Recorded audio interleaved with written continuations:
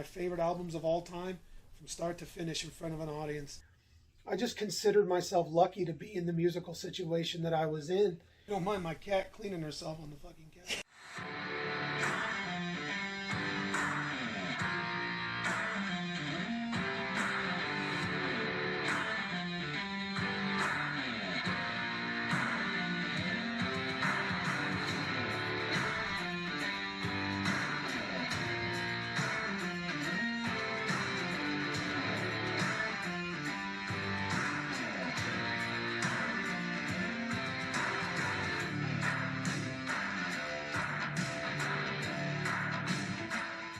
I guess it all, for me, initially started with my grandfather.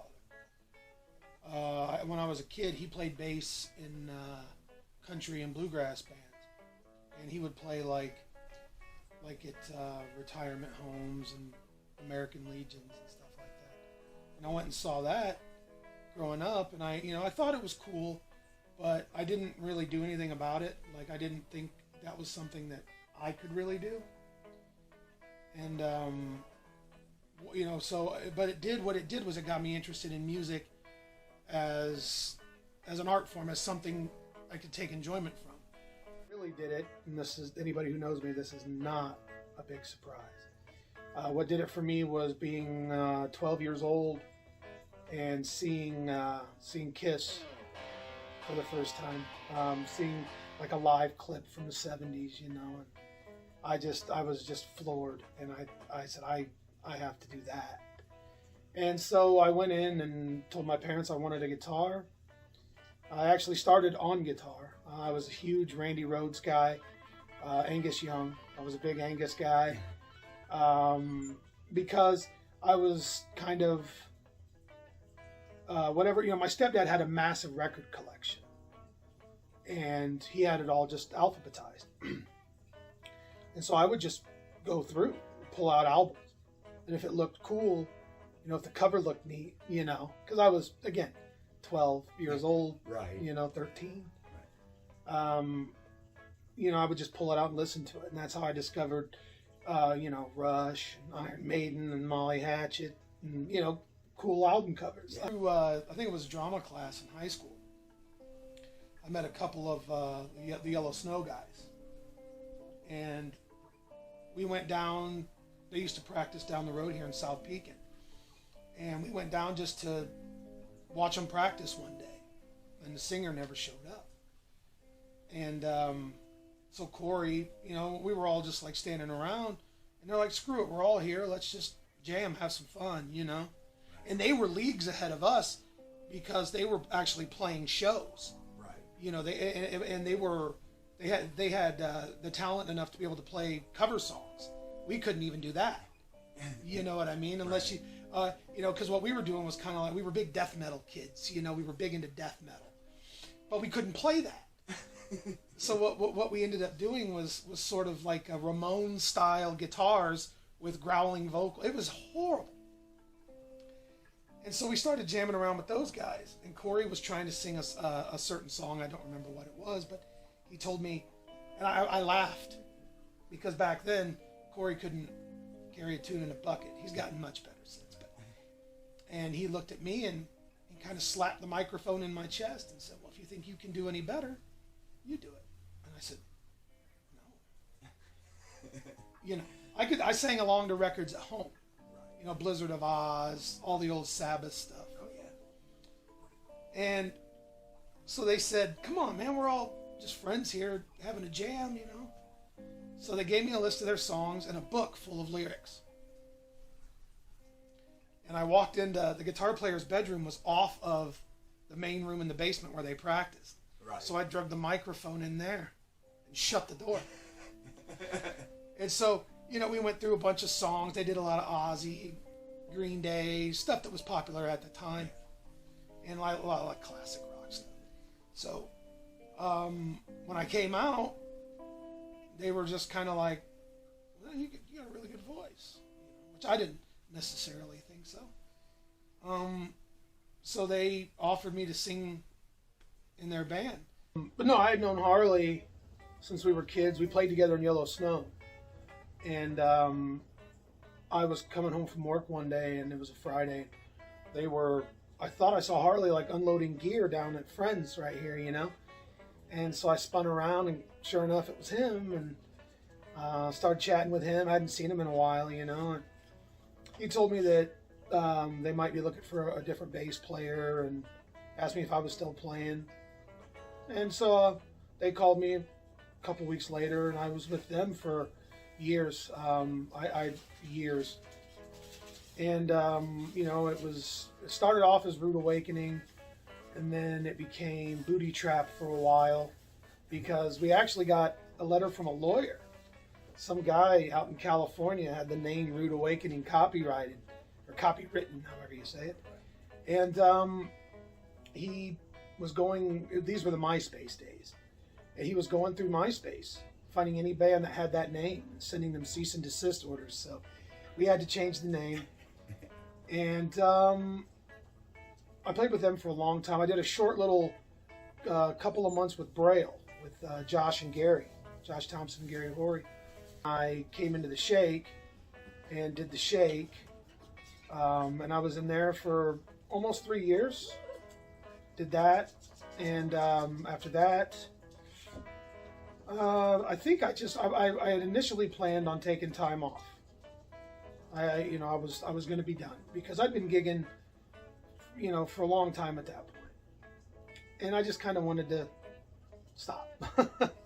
And my boss down at work had a band, Saloon Society, and so he said, "Hey, I know you kind of wanting to take some time off." He's like, "But we need a bass player." Their drummer, or the bass player, lost his license or something.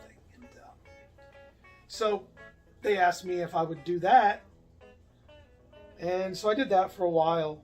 I did about 3 years with them. And but it was during that point that I started to kind of really grow weary of playing a lot. Just, Burnout. I was burnt out. And it wasn't because I didn't like the guys I was playing with or anything like that. It was just, I can remember being at gigs and just thinking to myself, I'd rather be home,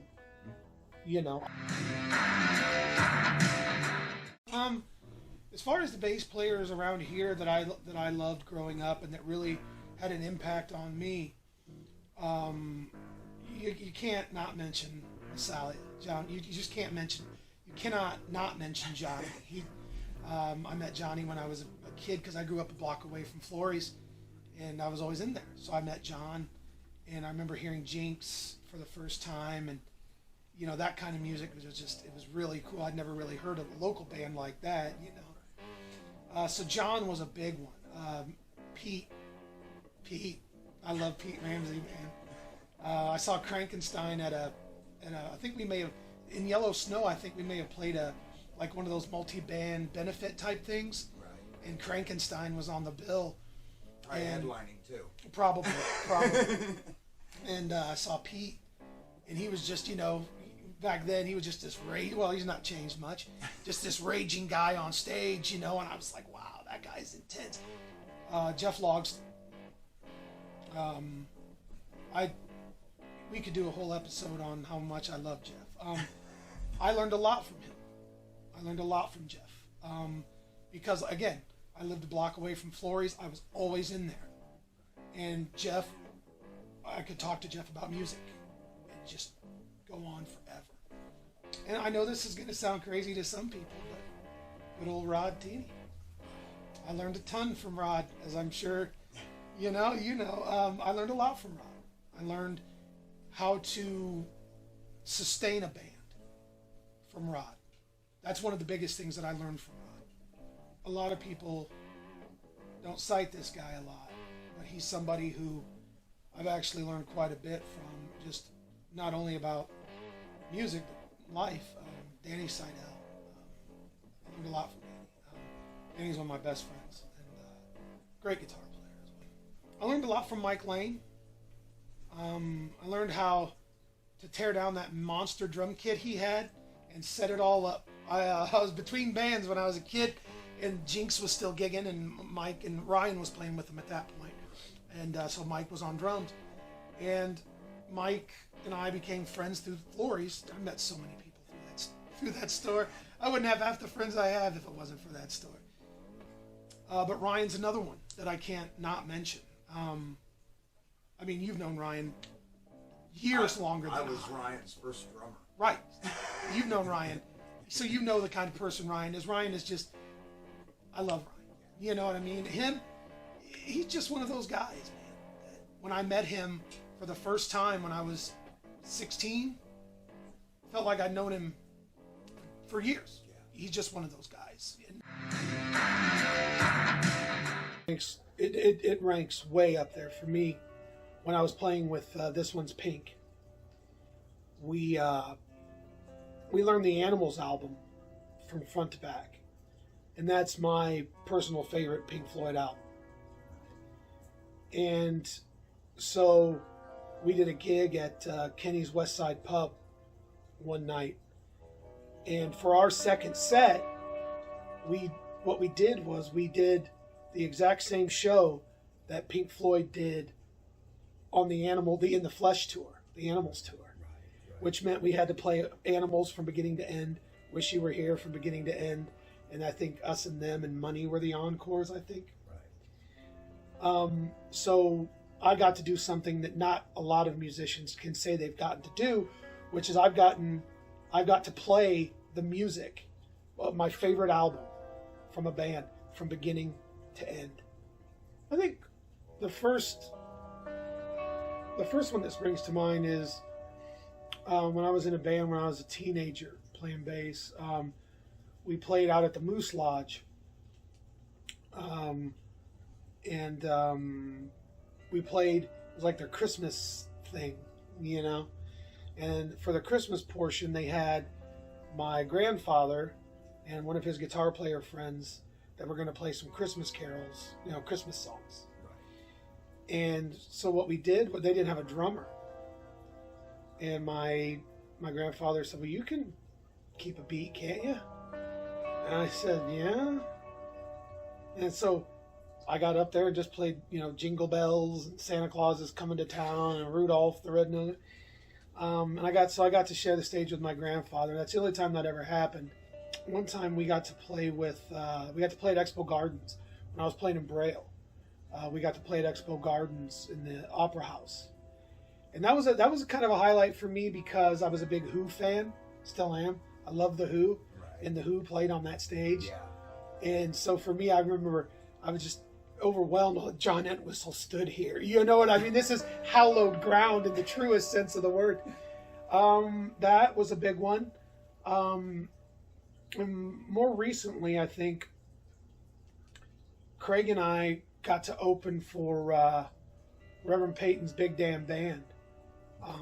We've done that 4 times, I think. We've opened for him 4 times. But the first time was really, really special because we were both fans of that band. And Craig had been aware of their music. Craig had followed them on tour when he was younger. So he knew them in a personal sense, in a capacity. And it was at the old High Note here in town. And it was sold out, which that room probably held 350, 375 people. Wow. And it was sold out, and we were the first act on. So it was cool. It was so much fun because we got to do that. That was kind of a big highlight, you know, playing to a sold out audience. And then a few years later, kind of the same thing up at the Spoke, Reverend Peyton had played again, and we went on first. And we always like going on first. I don't know why, we just did. We went on first, and the crowd was really into what we were doing. And then a lot of them had seen us before, you know, and so we got done. We played our allotted, what was it, 40 minutes or whatever it was, and we were always very punctual about that. You know, if we were allowed 40 minutes on stage, that's how long we played. You know, we didn't step on toes. Well, everybody was yelling for us to play one more song. And, you know, we kindly told them, you know, hey, and I remember Reverend Peyton stuck his head out of the green room there behind the stage and said, "Guys, go ahead." So we got to play an encore to a sold out venue. You know what I mean? That was a really good highlight for me. Steady Flow. I really like Steady Flow. I like the funk. I like the Steady Flow. Truth Council. Truth Council, one of my favorites. The Royalists, which was Danny from This One's Pink. His son Silas. They were, insane music. Really kind of like avant-garde, prog metal type of thing. Really good. This One's Pink, man. I got a rep for them, man. Like, even though I'm not in the band anymore, man, they still put on a great show. And they're some of the nicest dudes. I mean, you know what I mean? What can I say, Aunt Mary Says. It's a buddy of mine's band. They're a Bloomington band. They're just really getting going. They're getting ready to start playing shows. Inner Siege. Oh. Inner Siege, man. Come on. I mean, they do that power metal thing. I dig what you're doing with the Wolf and Gypsy thing. I like them a lot. I like that kind of music. I like that. It's no frills, just what it is. And Scott Anderson, when he does his trio gigs, man, go check him out. New Cats on the Block, bluegrass, really good bluegrass. Craig and I have done some shows. We did a couple of shows with them, and their bass player Evan also used to host some shows, and he would always have us on the bill.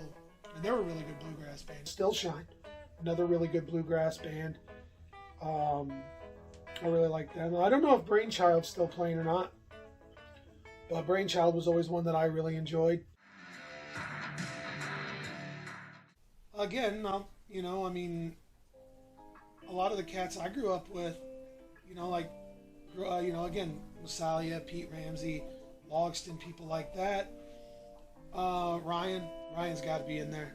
Ryan just got to be. He's Wes, I love Wes. Tom Stoner. A lot of people may not know about Tom. Great trumpet player.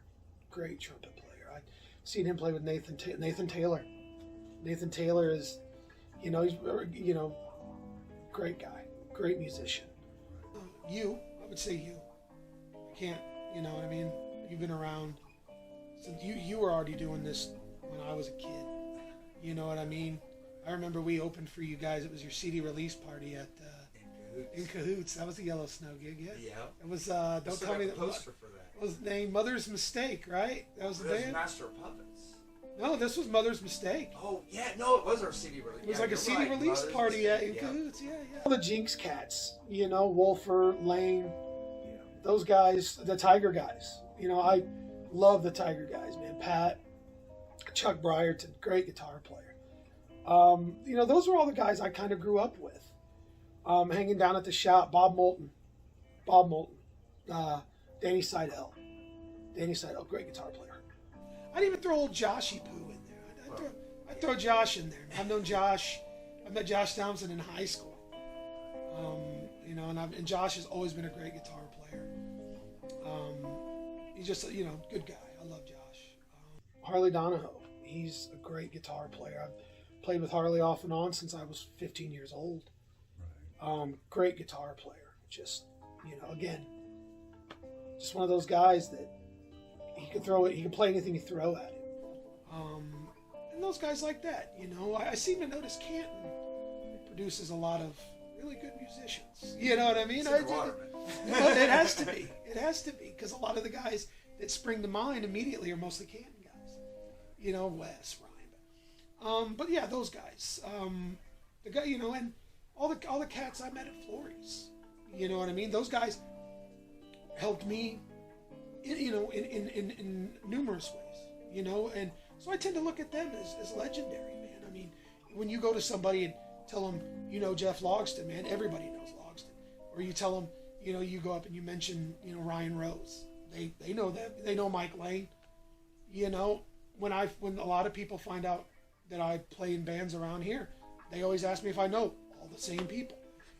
You know what I mean? So, and like I said, it's based on the length and breadth of their career and their impact on impressionable youths such as myself at the time when I was a kid. Rod Teeny. Rod Teeny, man. He's legendary. That man, he is... I just love him. You know what I mean? And again, this goes back to what we touched on earlier. He kept that band going from 1991 until, here just recently. I mean, you don't do that and not garner some fans. You know what I mean? Right. Old Rod would be in there. A personal favorite of mine is a guy out of Peoria named Preston Jackson, a guitar player, jazz guitar player. He's also an artist as well. Great jazz guitar player, just beautiful, beautiful.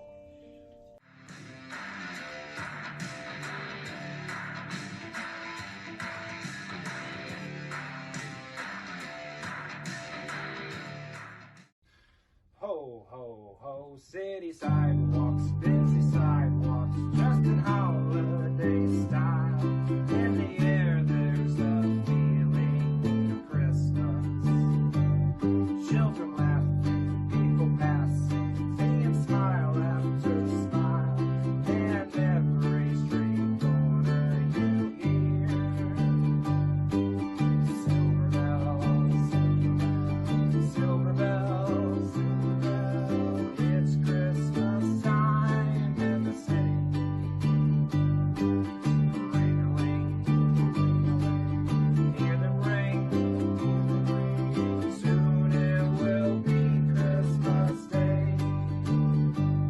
String of streetlights, city stoplights, blinking bright red and green as the shoppers go home with their treasure.